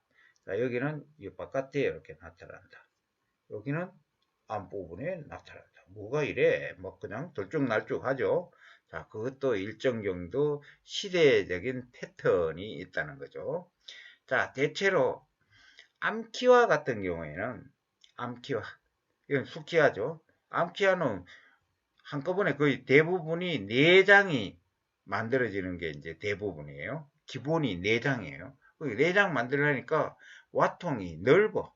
직경이 넓어. 자, 그러니까 이제 이 와통에서 분리해낸 이 기와를 이렇게 이제 놓고, 대개의 경우, 이 암키와 같은 경우에는 반대로 이렇게 뒤집어서 이렇게 이제 와도질을 하지 않고, 이제 와통에서 분리한 원래 상태 그대로 해서 와통에서 이제 아래에서 위로 와도질을 해가지고 이제 자르기 때문에 전부 내면에만 이렇게 이제 와도질 흔적이 나타나요. 그러니까 와도질 면이 내면에만 나타난다. 뭐가? 암키와 같은 경우. 암키와 같은 게 내면에 주로 나타난다. 자, 근데 이제 여기는 전부 수키화들이에요. 여기 보이는 거는 다 수키화예요. 이 수키화 같은 경우 여러 가지 형태들이 나타난다. 자, 그래서 이와 같이 와통에서 분리해낸 원통의 수키화를 거꾸로 뒤집어 가지고 소위 이 은강 미구 부분을 아래쪽으로 이제 해서 그게 아래쪽에서 위로 일직선으로 쭉 와도질을 하고 그 반대편에도 와도질을 해서 이제 분리해서 건조시켜서 이 충격을 가하면 이제 두 장의 기와가 이제 제작이 된다. 자, 그것이 이제 나타나는 게 이제 와도질인데, 요 와도질이 여기에 보면은 요것은 양쪽 내측에 있다. 기와 안쪽에 있다. 그러니까 안쪽에 와도질. 매끈한 면이 칼자국이에요. 그죠? 매끈하게 잘린 면이 칼자국이다. 파면이 바깥에 있다. 그러니까 안쪽 내부에 소위 두 군데 다 잘랐다. 대칭으로. 이와 같은 방법으로 양쪽에 다 자른 거죠. 그러니까 양쪽 내측에 있다. 양쪽 내측에 있는 거. 그 다음에 양쪽 외측에 있다. 자, 여기는 여러분들 잘 안 보이지만 여기 이제 보여요. 이렇게 해가지고 아래쪽으로 바깥 부분에 여기에 와도질 면이 이렇게 이제 나타나요. 여기에 매끈하게 나타난다. 와도질 면이. 자, 이것은 양쪽 외측에 나타난다. 바깥에 칼집을 넣어가지고 칼질을 해가지고 이제 잘랐다. 양쪽 외측. 자, 그런 반면에 한쪽은 바깥이다. 한쪽은 바깥이다. 또 한쪽은 안쪽이다. 한쪽은 바깥이다. 한쪽은 안쪽이다. 그러니까 이제 이런 거 같은 경우에는 여기에서 한 사람이 한 방향에서, 자, 이런 거 같은 경우에는 여기에서 한 방향에서 이쪽에서 여기에서 이렇게 이제 자른다. 그러면 이쪽에 바깥으로 또 자르면 반대로 이동을 해가지고 거기에 잘라야 되겠죠. 그죠? 마찬가지, 이것도 마찬가지. 여기서 이렇게 자를 때는, 내가 이쪽에 서서 안에 칼을 대고 아래에서 위로 긁어 올리면은 잘라진다. 그러면 이 반대로 자르면 그 반대 자세로 해가지고 여기 잘라진다. 여기도 바깥에 이쪽에 할 때는 여기에서 이렇게 해가지고 고개를 이쪽으로 숙여서 이렇게 자르면 되고, 이쪽을 자를 때는 반대에 여기 와가지고 이렇게 잘라야 돼. 자, 그런 반면에 이것은 어때요? 한쪽 방향에서 여기도 자르고, 이쪽 한쪽 방향에서 여기서 아래에서 위로 자르고 다 했다는 이야기예요. 그러니까 좀 게을른 놈이지. 그렇죠? 게을른 놈이 아니라 그것이 그 제작 장인들의 기와 제작 습관이라는 거예요. 패턴화된 습관이라는 거죠. 자, 그런 공통성을 우리가 찾아내기 위해 가지고 이와 같이 어렵게 이런 기와의 칼질하는 방법 이런 것까지도 우리가 이제 찾아내려고 노력을 하고 있다는 거죠. 그래서 대체로 양쪽 내측에 있는 거, 그 다음에 양쪽 외측에 있는 거, 한쪽은 내측, 한쪽은 외측에 있는 거, 이런 거 있다가 전부 다 기본적으로 나중에 고려시대 이후에 되면 이와 같이 양쪽 내측에 있는 걸로 거의 이제 수렴해요. 그렇다고 양쪽 내측에 있다고 해가지고 전부 다 고려시대 이후까지는 아니라는 얘기죠. 이런 시기부터 양쪽 내측이 있는데 대체로 이제 고려시대 이후로 내려오면 거의 대부분이 이제 양쪽 내측에서 두 군데 잘라서 이렇게 기와를 분할하는 그런 방법으로 수렴이 된다. 이렇게 이해를 하면 되겠습니다. 자, 이제 암키와 수키와의 이제 성형과 그 제작 기법과 관련된 여러 가지 속성, 특징들, 또 우리가 이제 집중해서 관찰해 봐야 될 그런 내용들을 다 이제 설명을 했어요. 자, 지금 이제 제시한 거는 여러분들 이제 앞에서 공부한 그런 내용들을 여기에 제시되어 있는 이 기와 도면이에요. 기와 도면. 자, 기와 도면은 지난 시간에도 이야기했지만 기본적으로 이걸 이제 외면과 내면을 탁본을 친다.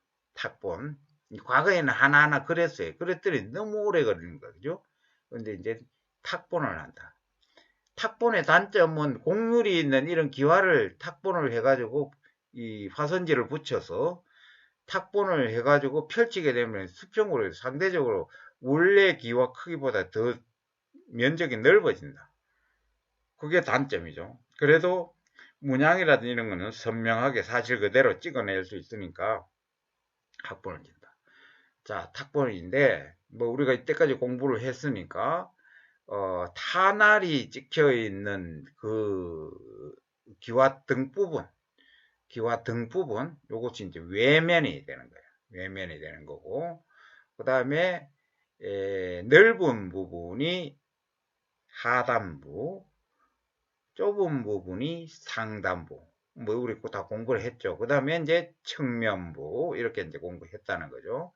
자, 그래서 이제 여기에 이 기와 등 부분 외면에 찍혀 있는 탄알 문양이 우리 앞에 왔던 단판 탄알, 중판 탄알, 장판 탄알 다 설명을 했죠.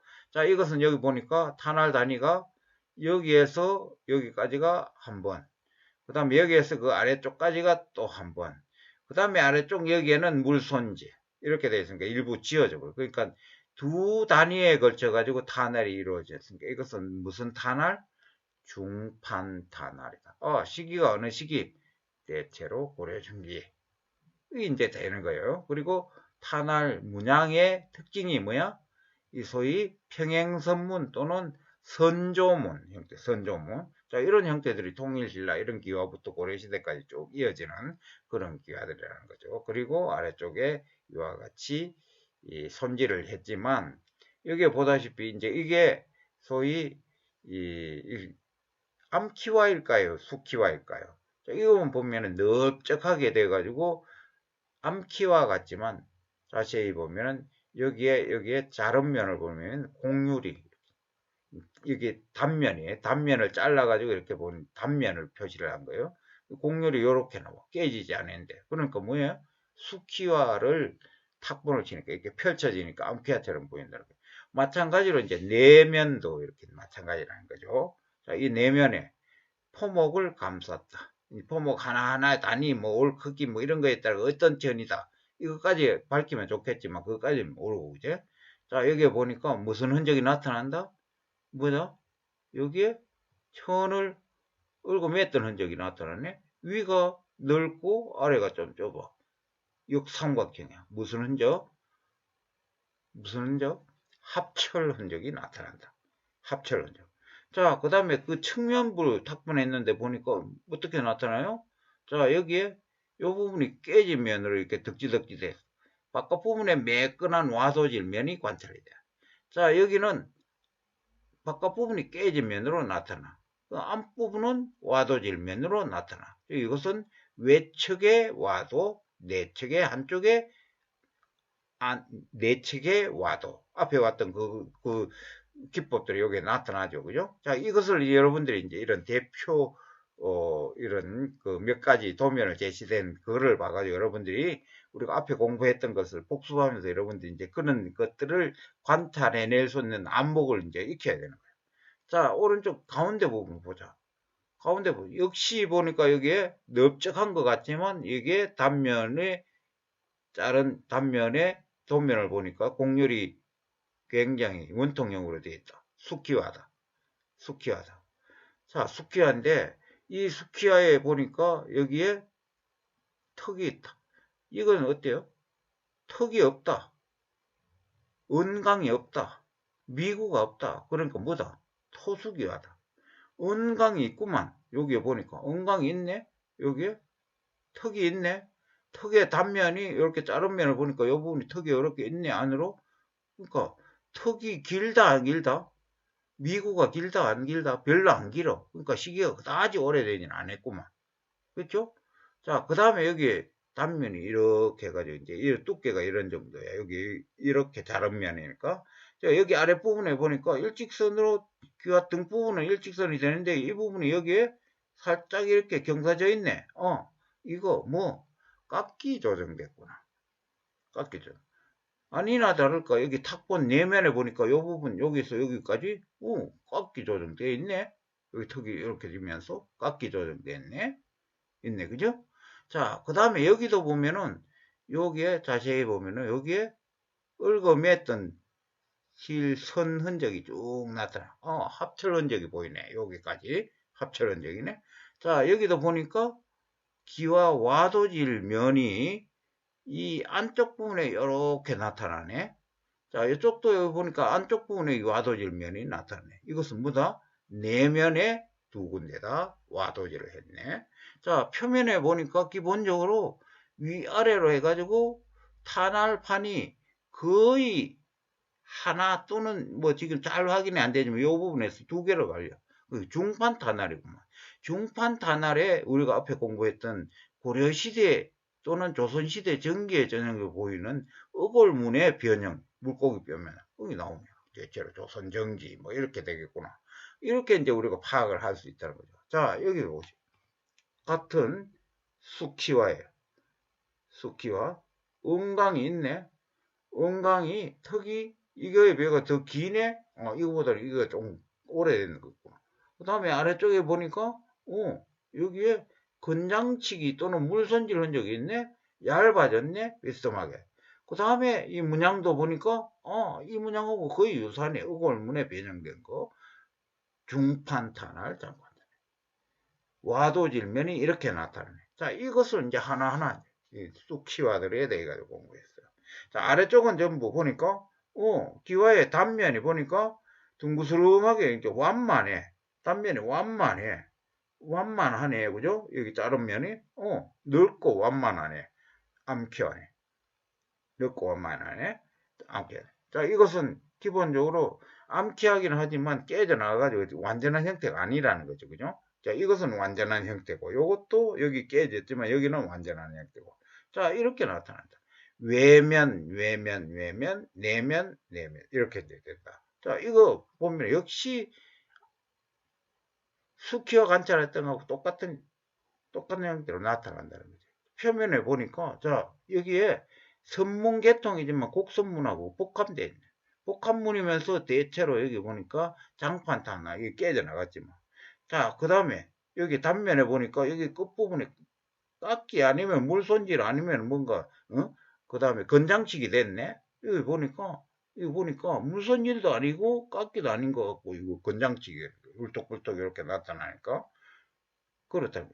그 다음에 여기에 보니까 와도질면이 앞부분에 있네. 이쪽이 깨져서 잘 모르니까, 그죠? 자, 이것도 마찬가지예요. 저기도 직선문 계통인데, 이제 어골문의 변형 형태라. 그렇죠? 어골문의 변형 형태. 표면이다. 그 다음에 내면이다. 포목 흔적이 나타나고 윗부분에 한 10cm 안에 정도 들어와 가지고 여기에 포목을 동여맸던 끈 흔적이 여기에 나타나네. 이거 이런 거 나타나면 조선시대 후기 이런 늦은 시기다. 역시 문양도 장판 탄알 한 번에 이렇게 찍은 그런 직선문 계통이다. 이게 이제 여러분들이 수업했던 그런 내용을 가지고 여러분들이 이런 도면을 보면은 이제 다 이해를 할 수 있어야 된다는 얘기죠. 자, 여기 마찬가지다. 포목 흔적이 있다. 이것은 반대로 돼 있죠. 이것이 이제 내면이고 이게 이제 외면이 되는 거죠. 자, 여기 여러 단위로 한 번, 두 번, 세 번 이렇게 이제 단판 탄알이 찍혀 있어. 그리고 여기에는 좀 특별하게 포목을 씌웠던 그 포목을 벗겨내고 포목에서 떼내서 여기에 빗질 같은 걸로 아래쪽에서 위로 쭉쭉 그어 올리는 이런 기법. 이것이 대체로 이제 이 소위 고려시대 기와에 주로 이제 나타나는 비교적 이런 식이 기와의 특징이다. 자, 그 다음에 아래쪽에 보니까 여기에 흔적은 잘 안 났더니 약간 깎아냈네. 여기에 깎아냈네. 약간 여기에 약간 턱이 되네. 자, 요런 특징을 가지고 여러분들이 이 기와의 이제 관찰 속성 이런 걸 가지고 앞에 공부했던 그런 내용들을 여러분들이 이제 간파해낼 수 있는 그런 안목을 이제 키워야 된다는 거죠. 수업을 했으니까. 그렇죠? 자, 마찬가지로 이제 도면 한두 개만 더 보고 수업을 마치도록 하겠습니다. 숙지화다. 외면이다, 내면이다. 문양이 거의 잘 지워져서 잘 안 나타난다. 여기에 보니까 와도질 흔적이 이렇게 나타난다. 자, 숙지화의 표면이다. 지그재그 문양 또는 직선문 계통인데 이렇게 능형문 뭐 이런 계통인데 이것도 늦은 시기에 나타난다. 그죠? 자, 은강이 턱이 있다. 안으로 짧게 내만한다. 이거 늦은 시기다. 자, 그 다음에 아랫부분에 여기 얇아졌네. 내면에 어떤가? 건장치기가 됐네. 건장치기가 제일 늦은 시기니까. 이런 문양 자체도 이렇게 늦은 시기 문양이라는 거죠.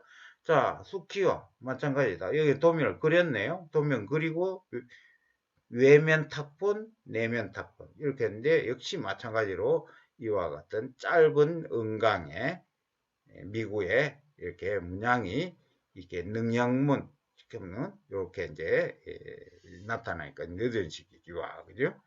자, 그 다음에 이제 여기에도 이제 마찬가지로요. 앞에 봤던 이제 아래쪽은 이제 암키와 영키요.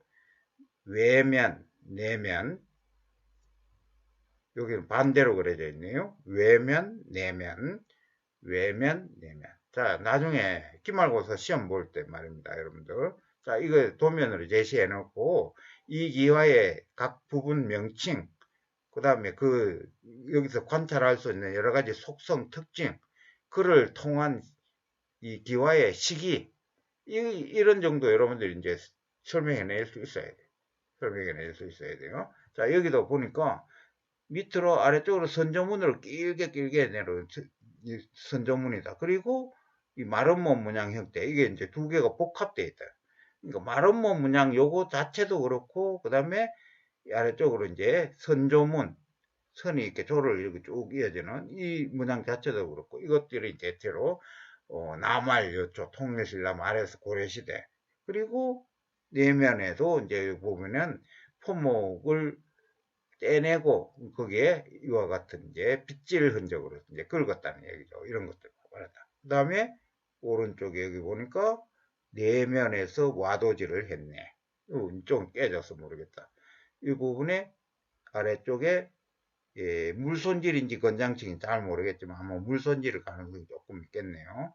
물손질이 조금 늦게 나타나지만 이건 물손질이 아니고 아마 건장치기일 가능성도 있는데 조금 지워져서 정확하게는 이제 모르겠네요. 그죠? 자, 이런 문양 형태. 이거하고 거의 유사한 문양 형태지만 역시 마찬가지. 와도질면이 양쪽에서 이제 확연이 되고, 내면 탁본이 이루어지고, 아래쪽에 뭐야? 건장치기 장면이 나온다. 여기에 안에 건장치기 해가지고 이렇게 얇아지면 바깥에 건장체를 가지고 두드린 그런 흔적이 또 이렇게 나타나게 돼 있어요. 그죠? 문양 이런 형태가. 또 이런 복합 문양 형태 이런 것들이 이제 이렇게 나타난다.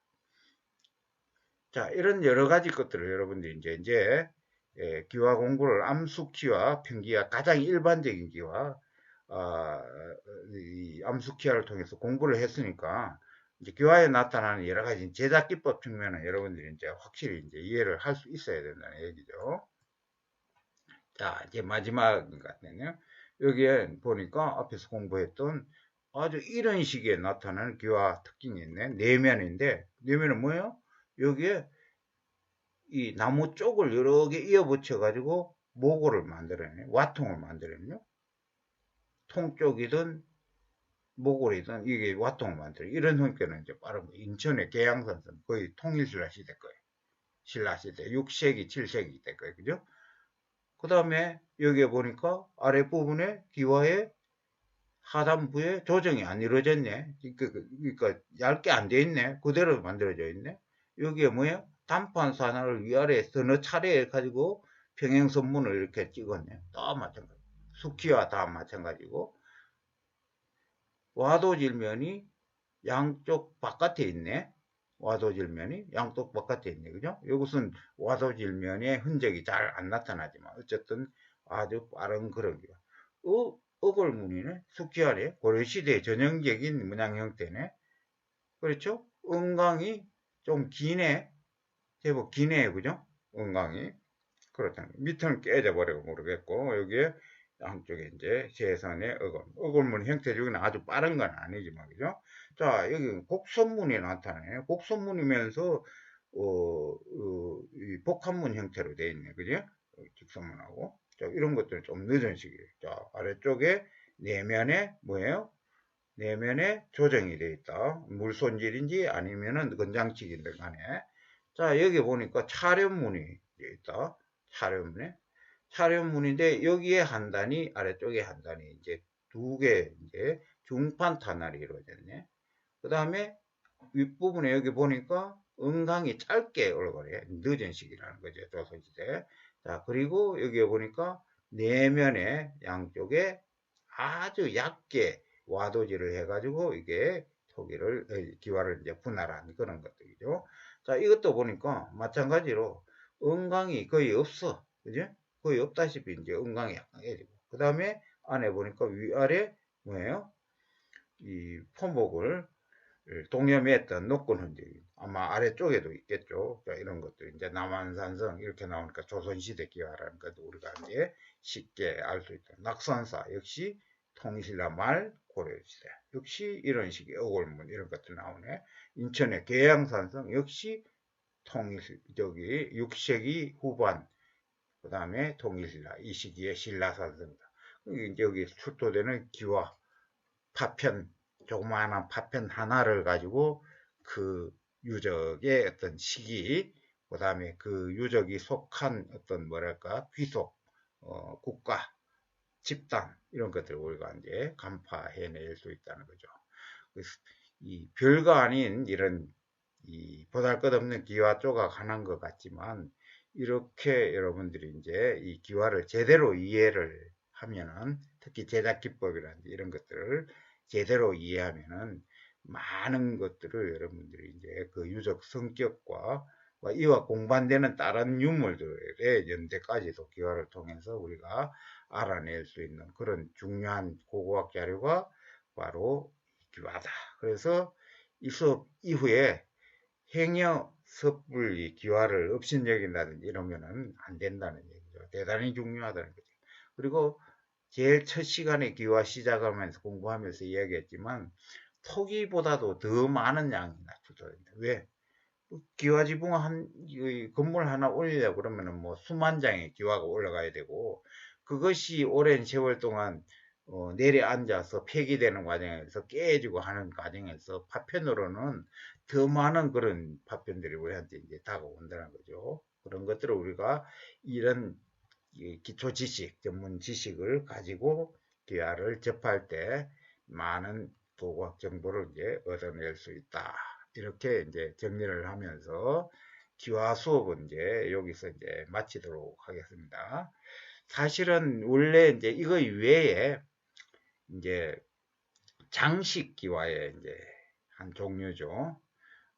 건물의 이제 위상을 이야기해 준다고도 할 수 있는 장식 기와들. 그 대표적인 게 이 건물의 제일 지붕 양쪽 위에 이제 올라가는 용마루 양쪽에 이제 올라가죠. 이제 침이라고 그러는 게 양쪽에 두 개 이제 올라가는 그런 게 있는데 그게 이제 대체로 이제 우리가 어떤 대규모 사찰 중에서도 사찰 건물 중에서도 이제 부처님이 계신 금당 이런데 이제 그리고 또 경우에 따라 가지고 이제 불교를 표방한 그런 이제 소위 왕들 뭐 백제 같으면 성왕 같은 그런 사람은 뭐 그런 어떤 그 불교 국가 이런 데서는 이제 정사를 돌보는 궁궐 건축 이런 데도 이제 침이 이런 것들이 이제 올라갈 수 있고 그 다음에 이제 처마에 이제 수키와의 처마 제일 끝부분에 이건 지난 시간에 설명을 했죠. 그러니까 순막색이요. 그건 대체로 이제 연꽃무늬가 이제 주류를 이루는데 시기에 따라 가지고 귀목문 뭐 또 봉황문, 뭐, 여러 가지 문양들이 이제 있어요. 이제 그 건물의 위상에 따라 가지고. 봉황이 거기에 이 장식이 된다. 막체기화로. 그러면 필시, 뭐, 이 왕과 관련된 궁궐이라든지 뭐 이런 것들하고 관련이 있고, 또 사찰이라고 하더라도 이제 왕찰, 국찰 뭐 이런 관련이 있을 수 있겠죠. 이 위상이 이제 가장 높은 그런 이 건물이 되겠죠. 그리고 이제 우리가 또 이제 흔히 귀신 문양이 있는 귀면문, 귀면문, 또 경우에 따라 가지고 사람 얼굴 모양을 한 인면문 이런 것들도 있고 뭐 여러 가지 이제 형태들이 이제 그때 따라 가지고 이제 다양한 문양으로 이제 막체 기와에 이제 찍힌다는 거죠. 자, 그 다음에 이제 수키와 막셰와 막셰고 사이에 그러니까 이제 그게 주로 이제 석갈의 끝부분에 이제 기역자로 이제 수키와 끝에 장식을 하는 그게 이제 순막셰인데 이제 수키와 그 사이에 처마 끝부분에 이제 마지막에 내려오는 그 암기와 끝부분에도 역시 마찬가지로 이제 기역자 형태로 넓게 이렇게 이제 막셰가 이제 장식이 되죠. 접합이 돼서. 자, 그 막셰를 우리가 이제 암막셰 기어라고 하는데, 암막셰는 뭐 거의 대부분이 이제 순막셰가 대부분이 연화문이 순막셰가 그 대부분이 문양의 대부분이라고 그러면은 암막셰는 거의 대부분 이제 당초문 또는 인동문 다 이제 불교와 관련되는 그런 거죠. 물론 이제 거기에 뭐 저기 이 연꽃 문양도 가끔씩 들어가는 그런 경우도 있지만 많지 않고 거의 대부분 당초문 그다음에 인동문 이런 문양들이 이제 들어가고 또 시기가 내려오면은 그거 위에 이제 다른 문양들도 이제 들어가지만 대체로 이제 그런 막시는 그런 문양들이 이제 주류를 이룬다고 할 수 있어요. 자, 그 다음에 우리가 이제 이 암기와 숙기와의 끝부분에 이렇게 접합돼서 붙는 막세기와 암막세기와 순막세기와 이외에 이제 석가래 둥근 마구리 그 부분에 그냥 못으로 박아가지고 이제 고정하는 우리 뭐 대표적으로 익산의 미륵사지 이런 데서 출토된 게 있는데 그런 경우에는 목구멍이 제일 가운데 이제 뚫려 있어요. 그것은 이제 석가래 굵기만큼의 이제 그런 그 연꽃 문양 장식판을 만들어 가지고 그러니까 그것을 이제 숫기와에 갖다 붙이는 게 아니라 석가래 거기에 그대로 이제 못으로 이제 쇠못으로 박아 가지고 장식하는 이제 석가래 기와 이런 것도 있죠. 석가래 기와 그 다음에 이제 뭐 건물 지붕에 따라 가지고 다양한 그런 기와들이 또 이제 많이 사용이 되는데 대체로 이제 장식하는 데 사용되는 그런 기와들은 이제 대체로 이제 내가 설명한 그런 것들이 이제 거의 대부분이라고 이제 생각을 하면 되겠죠. 자, 그래서 대체로 우리가 이제 기와가 거의 90% 이상이 암기와 숙기와로 이루어져 있는 평기와들인데 그 중에 이제 평기와만 사용된 건물, 그 다음에 평기와의 막쇄기와가 같이 사용된 건물, 그 다음에 평기와와 막쇄기와 건물도 있고 거기에 침이까지 있는 건물. 자, 이런 것들이 각각의 건물의 이제 위상이 다르다는 얘기죠. 자, 그 다음에 이제 같은 평기와라고 그러더라도 기와의 탄할 문양이라든지 그 다음에 기와 내면의 이 제작 방법 이런 것들이 아주 미려하게 잘 만들어져 있는 고급 기와로 이제 우리가 그건 뭐 기준은 없지만 제작이 아주 잘 만들고 또 그다음에 이제 기와의 크기가 두께가 아주 대형인 그런 기와들이 사용되는 그런 건물 그것들은 결국은 상대적으로 이제 건물의 이제 위상이 높다는 이야기죠. 자, 이 기와가 기본적으로는 이 건물의 지붕을 가려서 빗물을 이제 방수하는 그런 것이 제1 기능이라고 할 수 있겠지만 이게 점차 건물의 이제 위상을 규정짓는 그런 재료로서 이제 변모가 되죠. 이제 기와는 그러면서 장식 기와들, 아까 이야기했던 침이라든지 앙키아라든지 안막시라든지 순막시라든지 뭐 적세, 부고 뭐 여러 가지 것들이 이제 사용이 되는 거죠. 기면문이라든지 자, 그런 것들이 이제 사용이 됩니다. 그래서 여러분들이 이제 결국은 이 기와 관찰을 통해 가지고 또 하나는 이제 이 건물의 성격과 위상까지도 알아낼 수 있다. 자, 그런 경우에는 거기에서 출토된 기와의 전량을 우리가 잘 분석, 관찰해서 얻어야 되는 결론이 되겠죠. 자, 아무튼 여러분들이 이제 그렇게 되기 위한 기초 공부로서 이제 가장 기초적인 암기와 수기와에 대해서 공부를 했다. 그래서 이 장식 기와를 더 이게 공부를 이제 하려고 이렇게 이제 준비를 하다 보니까 결국은 여러분들이 또 이제 제일 또 많이 실제로 우리 학과 수업에서 내 수업 이외에 또 보존 처리 수업에 이제 공통적으로 해당되는 부분이 바로 이제 금속기들, 철기, 청동기 뭐 이런 그런 부분들이 또 중요하고 이렇게 또 그다음에 이제 시간이 허락하면은 이제 목제품, 수침목 제품, 칠기 뭐 이런 여러 가지 것들이 아직 남아 있고 해서 기와는 뭐 이런 정도로만 여러분들이 이제 이해를 하더라도 학부 수준에 상당히 깊이 있는 그런 이해도를 갖추는 거니까 기와 수업은 여기서 이제 마무리하고 다음 시간에는 이제 철기에 대해서 그것도 한 2시간 이상 해야 될 것 같네요. 공부하기로 하고 오늘 수업은 여기서 마치도록 하겠습니다. 자, 여러분들 장시간 수업 듣느라고 수고했습니다. 다음 시간에 만나요.